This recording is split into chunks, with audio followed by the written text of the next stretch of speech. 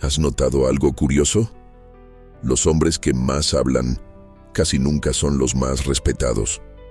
Pero hay otros hombres que dicen pocas palabras y cuando entran a una habitación todos lo sienten. ¿Por qué ocurre eso? Una vez le pregunté a un empresario exitoso cuál era su secreto. Me respondió algo simple. No hablo para impresionar, solo hablo cuando tengo algo que decir. Los hombres con presencia entienden tres cosas. Escuchan más de lo que hablan. Observan antes de reaccionar y nunca buscan aprobación. Por eso su voz pesa más. El respeto masculino no viene del ruido, viene de la seguridad interior. Cuando un hombre sabe quién es, no necesita demostrar nada.